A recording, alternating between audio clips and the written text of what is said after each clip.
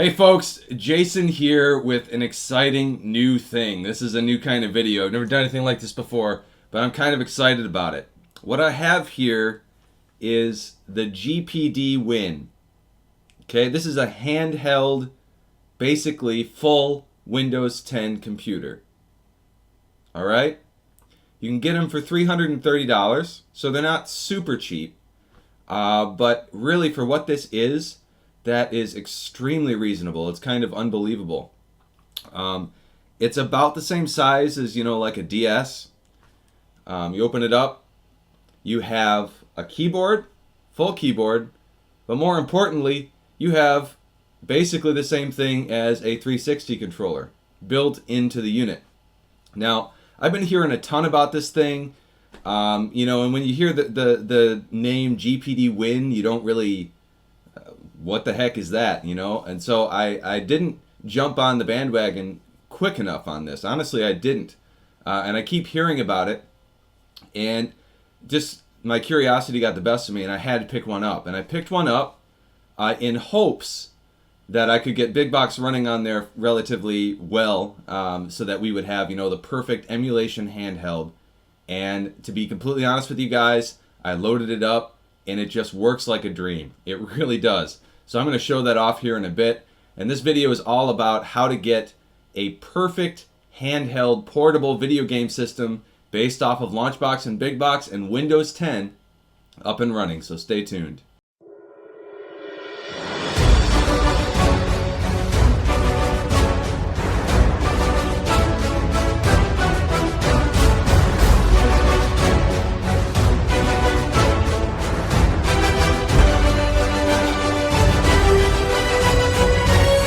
All right, let's get started here and go over the hardware of this thing a little bit. It runs a full version of Windows 10 Home, as I've stated previously, and actually comes with a license for Windows 10 Home, so you can't go wrong there. The CPU is an Intel Atom X7, which is really an excellent CPU for the size. It's really incredible how fast it is. It's basically a mobile version of the Intel X86, X64 line of CPUs. So Windows thinks it's a normal Intel processor, which is great. And it has a built-in Intel HD GPU, which holds its own well enough to be able to play a lot of games. Obviously, you're not going to be able to play AAA modern games on this thing very well, but you can play games like Skyrim, believe it or not. I have seen videos of that. I've never done that myself. Turn down the graphics in Skyrim, you're going to be able to play Skyrim on this device, which is kind of amazing. The touchscreen, it has a 5.5-inch touchscreen on this guy, okay? And it's a capacitive touchscreen. It's the hard glass, just like you see on an iPhone or an Android phone. So you're going to be pleased with that. It's got 4 gigs of RAM and 64 gigs of internal storage. So it's like a 64 gig built-in internal SSD. The internal SSD does seem relatively quick because the operating system tends to load things very, very quickly. Performance I've been very, very pleased with the performance so far, just in the operating system on the device. However, it's only 64 gigs.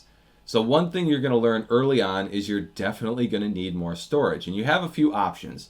If we go around the back of the device, there's a micro SD port, if you can see it there, and also a USB 3.0 port.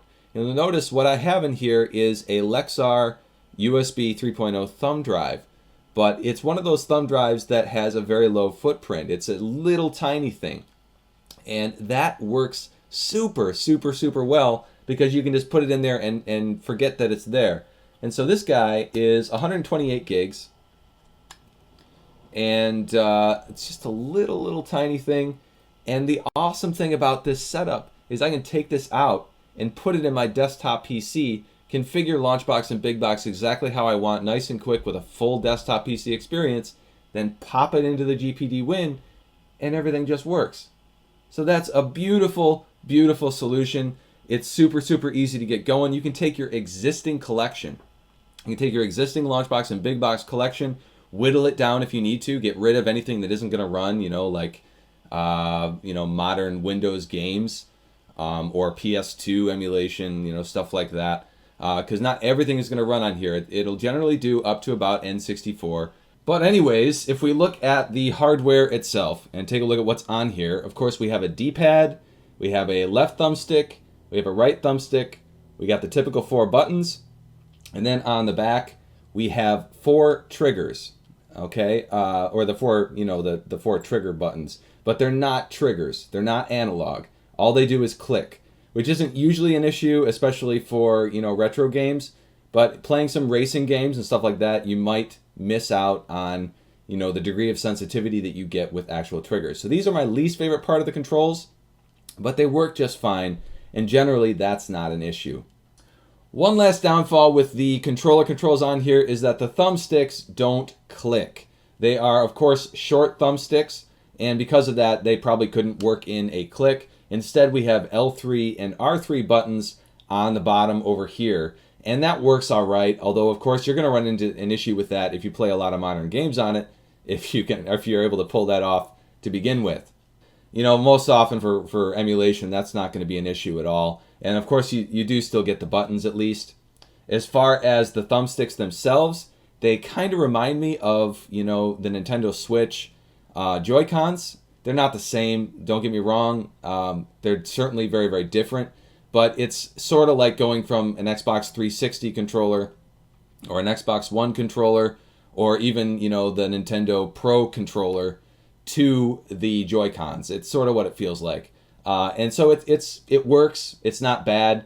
It's enough control, and I generally prefer using the thumbstick over the D-pad even. The D-pad does work just fine, but it has some of the same issues that you have on some not so great D-pads, such as accidentally pressing up or down while you're pressing, the right or the left.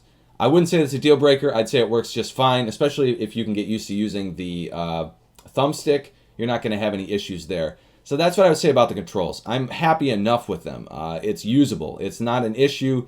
As a matter of fact, it's a lot more usable than any other mobile device I've ever felt before in my life, as far as I'm concerned. Another really interesting thing about this controller setup, and one of the most genius things that I absolutely love, in the middle here is a switch. This is a 3-way switch, and it allows you to switch between X input, mouse control, and D input, direct input, which is the old school joystick version stuff from Microsoft, right? X input is what you use for a 360 controller, and so I always keep it on X input and not direct input. But if you have an old emulator that doesn't support X input, perfect. It's right there, and it just works, which is awesome. So you can switch between these on the fly anytime you want. The nice thing about the mouse, okay, the touchscreen works great, but everything is very, very small. And if you've got fat fingers like I do, they're not that fat, but they're pretty big, then you're going to need to be able to use a mouse. And if you switch this to the middle, then this thumbstick acts as a mouse. And I'll go show you that in a little bit more detail in a little bit. But that is hugely important. And that allows you to use both LaunchBox and Big Box and the Windows desktop and everything else on this device quite easily, very, very well, without any major issues, which is a huge, huge win. Yeah. Now, one last thing before we get into LaunchBox and Big Box. On the bottom of the unit is another 3-way switch, and this is the fan control. There is no variable fan on this unit. So basically, it won't automatically turn on the fan when it gets hot. What's interesting about the Atom CPUs, the Intel Atom CPUs, is that basically they will just slow down whenever things get too hot. So if you need this thing to be silent, you can just leave the fan off, literally, and it will just slow down the entire computer to make up for the extra heat dissipation. But if you turn the fan all the way on high, it's going to be a little bit noisier, but you're going to get the full performance. Now that is extremely important, because when you're dealing with emulation, when you're running Big Box in particular, you need all that performance. So make sure that you keep your fan all the way on high. It is audible, and I wouldn't say it's extremely annoying. It's not a big deal. It's nothing that loud. It's certainly quieter than a typical desktop PC. You know what I mean? And most laptops definitely get a lot louder as well. So it's not that bad, and I would leave the fan on pretty much at all times, especially if you're doing something that requires performance. That's important because one of the things I ran into early on is I didn't understand why my performance was varying so much. You know, I'd play Nintendo 64 and RetroArch, and it would work great, and then in a little while later the performance would start to get worse, and I couldn't figure out why. Well, it's because the unit will start underpowering itself to catch up with the heat dissipation to make sure it doesn't overheat. And if you don't have the fan on full blast, then it will start to underpower the device, which is definitely not what we want for emulation. So if you get GPD Win and you're not getting good performance out of it, make sure your fan is on all the way. Very, very important. That said, like I said, it's not really an annoying fan. It's fine. It's loud. It's definitely, you can definitely hear it, but I have it on right now, and I'm guessing you guys can't even hear it in the video. So it's really not that bad. All right, guys, so now this is really what you're here for, running LaunchBox and Big Box on this device. Now, it really does work shockingly well. Forgive me for the recording quality here. I'm not an expert at this. I just literally got my point-and-click camera hooked up just right in front of the screen. And it is awkward to use as well while it's like this, but I'm going to do the best I can, so bear with me here. And sorry for any focus issues and all that stuff. But anyways, I have this in mouse mode right now, and you'll notice that the cursor's moving around on the screen with my thumbstick, so you can get an idea how that works, how well how fast it goes and stuff like that. And I'm sure that can be adjusted. Haven't found where yet, but I'm sure there are ways to adjust it. But anyways, the clicks are in the back. They're basically the triggers on the back of the device. So you have your left and right click with the triggers on the back of the device, which honestly doesn't work well when it's just sitting on the desk here getting recorded, but it does actually work well in real life when you're holding it in your hand. So forgive my awkwardness here. But we're going to go ahead and start up LaunchBox so you can see how long it takes. Double click on the exe there. This is running off of that thumbstick that I showed you earlier, the Lexar. It's 128 gigs. It cost me 40 bucks, something like that.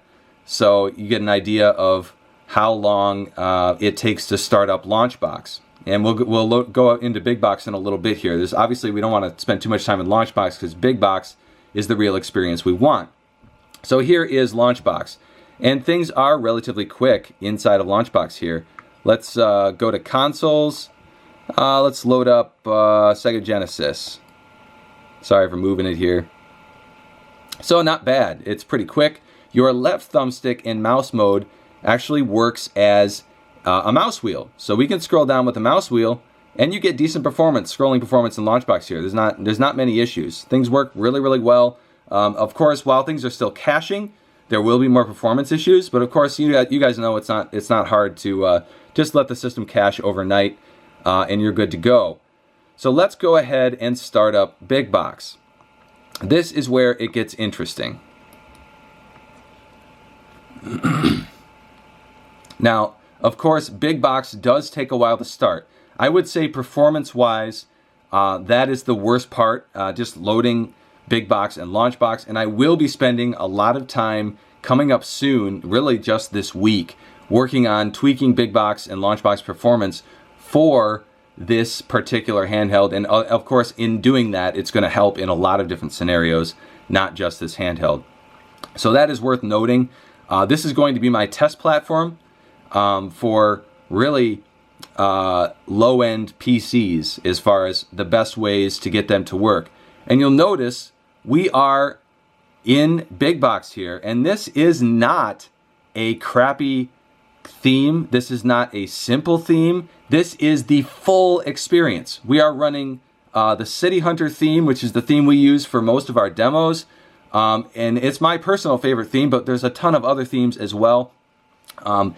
Performance will be a little bit less when you use a theme like this. So you're definitely going to want to consider using a different theme. But I wanted to show you guys that you can get the full Big Box experience. And Big Box works just fine with this, even with the more complicated themes and all that stuff. So I'm going to go ahead and navigate for a little bit for you guys so you can see how long it takes to catch up and stuff like that. It's not too bad. It's moving pretty quick, which is pretty great. And what I have on here right now is basically all the platforms that work well on it. And I haven't tested every single one of these platforms, but I've tested almost all of them, and they all seem to run great. Most of them are running in RetroArch, although there are some exceptions to that. DOSBox even works really, really well. And the interesting thing about DOSBox is if you put it in mouse mode, you can even control DOSBox with the thumbsticks, which I need to show you at some point as well. I'm not sure if that'll make it into this video, but man, the options here are just endless. It's really kind of amazing. I'm going to turn on my audio here a little bit so you can actually hear the speakers a little, maybe. The speakers, of course, are very tinny. However, they get quite loud, which is kind of surprising. And it does distort a little bit at the higher volumes. But, you know, I can't complain there. The only thing I can complain about with the speakers is that sometimes your hand does cover them up, which isn't the best thing in the world. But let's go ahead and change up the theme here into something that's going to be a little bit quicker. I'm going to go back out into my settings, and we'll go into views, and I'm going to change the theme to, first off, let's try the modern mini theme, and I passed it up here. This is actually a great theme for lower end hardware, and so I really love this theme for that. I'm going to go ahead and switch this view since that's not the prettiest view in the world. This is my favorite platform view, and let's load up. Let's just do Atari.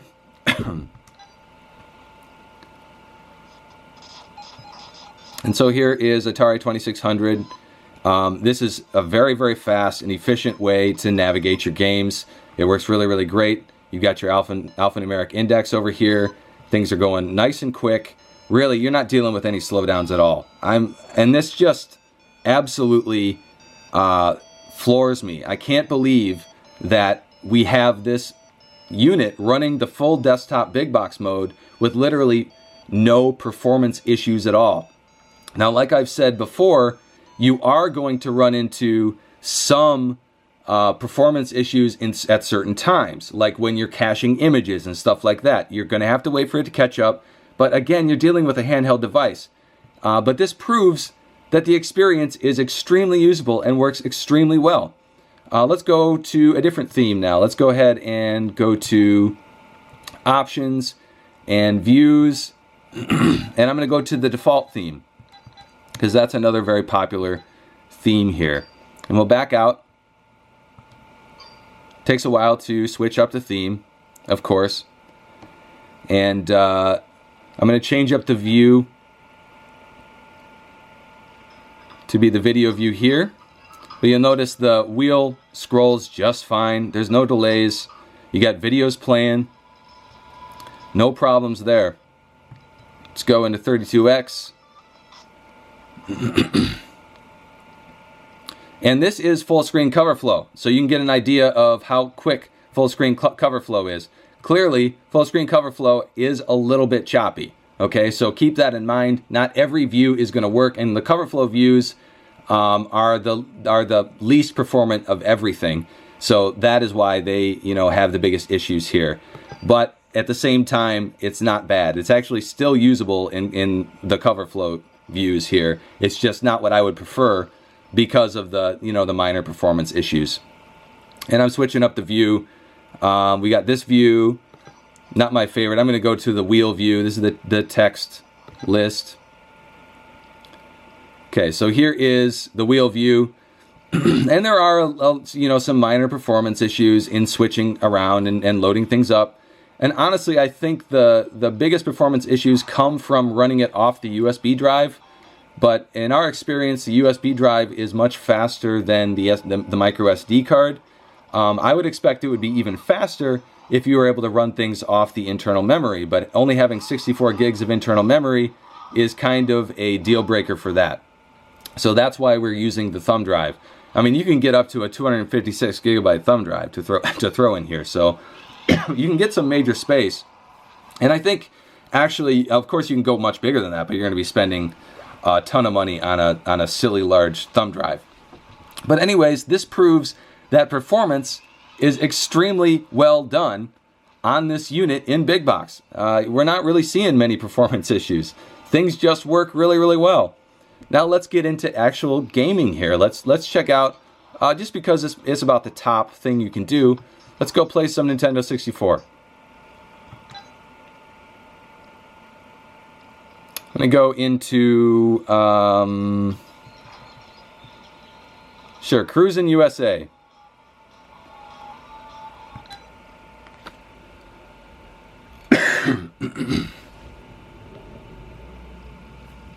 And this is loading up in RetroArch using the, what's that new core called? The Parallel N64 core.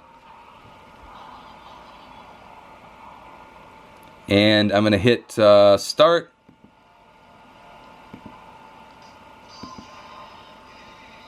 And we'll just use the defaults.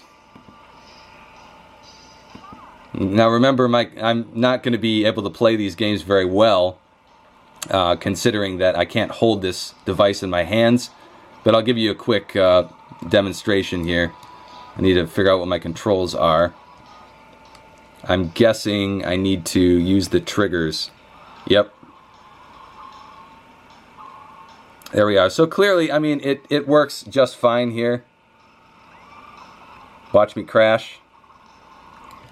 So that's N64, you know, and it works generally well with pretty much every game that, you know, is emulated halfway decently on N64.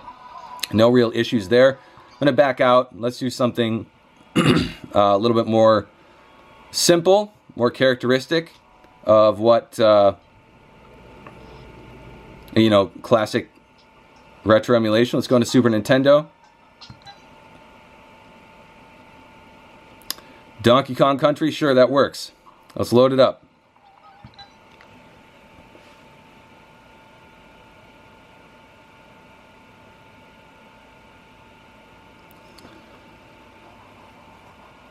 And it might be hard to tell in the video, but let me just say that this is, you know, seamless emulation. It's working great. There's no audio hiccups, no glitches.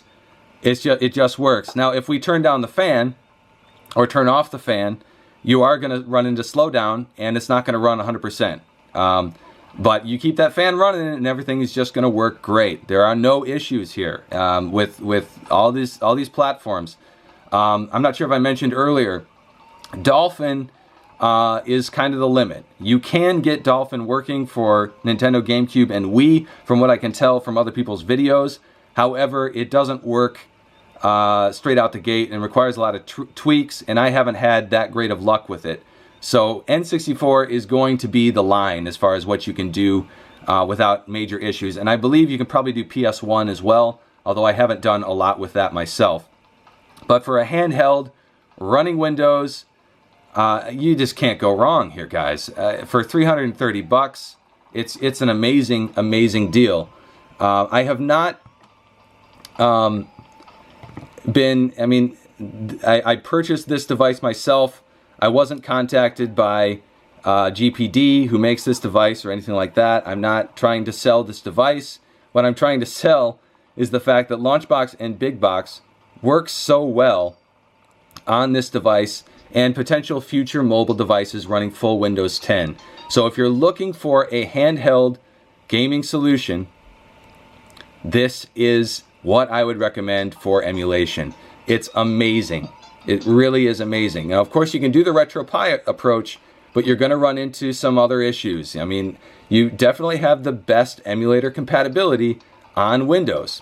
And then, of course, you get LaunchBox and Big Box, which is huge. So for those reasons, this is what I'm going to prefer. And this is what I'm going to recommend going forward for a portable handheld solution. All right, guys, so that is about it.